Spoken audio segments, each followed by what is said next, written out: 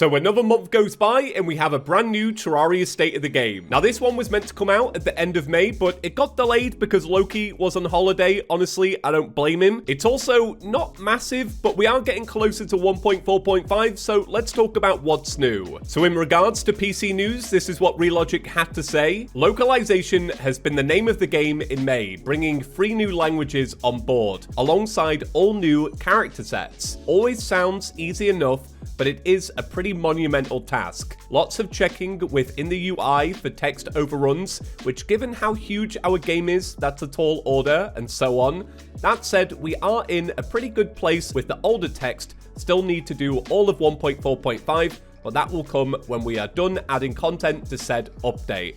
As a matter of fact, let's check out a screen from the Korean localization now. Now this reminds me of classic Relogic. What they've done is they've snuck a couple of spoilers into an image which you probably wouldn't imagine to see them. So from this image, we can actually see that there are 3 new whips coming to 1.4.5. Now the first one on the left is super easy to make out. This is a whip which I imagine you'll craft with the Stardust fragments. But I do wonder how this will affect balancing, because of course right now the final whip in the game is the Kaleidoscope, which you get from the Empress of Light. So I wonder, as they're adding these newer whips, will the Kaleidoscope get nerfed, or will these whips actually just build upon the Kaleidoscope? Now there are 2 extra whips in this image which are a little hard to make out. I mean, I can definitely tell what one of them is, but don't worry about that because Reddit is here to save the day. Yeah, so this post popped up on Reddit and it says, "The Terraria devs obscured the sprites for the new items, so I made a shader to undo the math that the game uses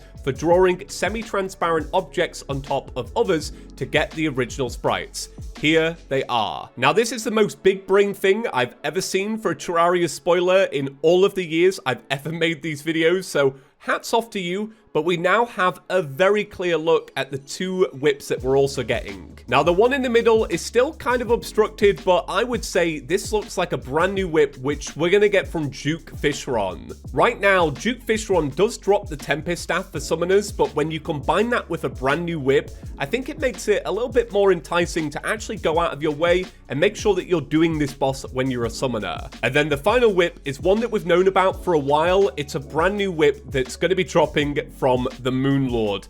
And I really love the sprite for this one. But with this likely being the new final whip in Terraria, it does once again make me wonder, what are they going to do with the Kaleidoscope? My gut feeling is they're probably going to nerf that and then likely give the Kaleidoscope stats to this whip. But I don't really know. Balancing is not my strong point. But going back to translations, Relogic did go on to say, "Getting this step done was always going to take a good amount of time, but with it behind us, the team is really looking into the finishing touches, being sure that we don't want to add anything else, bug fixing and so on, hoping to have a release window for you soon." So yeah, it's looking very likely that Terraria 1.4.5 is in the final stages of development, and once again, to set expectations where they probably should be, Relogic did say that this will be a smaller update, and just based on the fact that obviously it's been a weird year for Relogic, we all know that.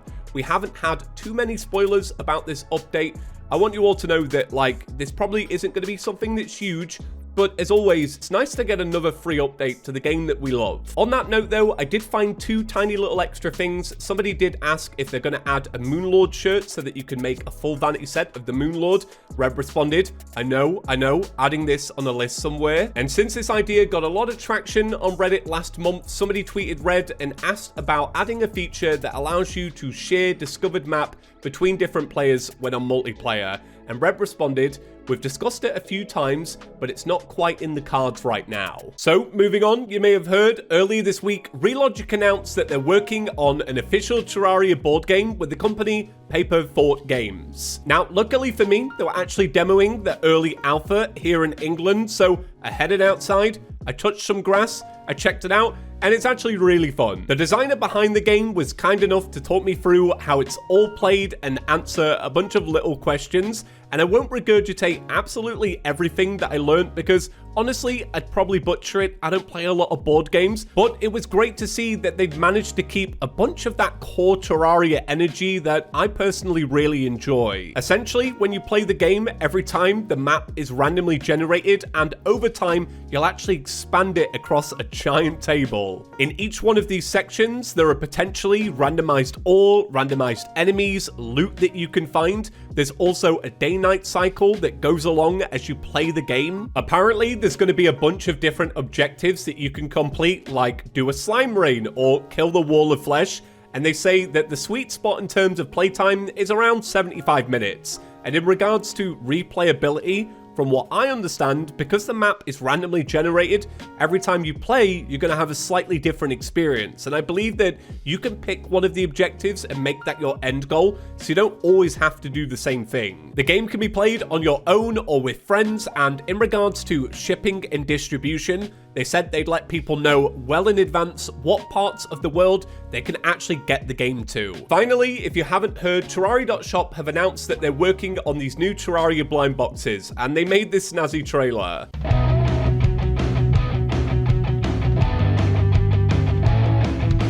Chippy gems, the tiny, the mighty, they fit in your hand, Chippy gems.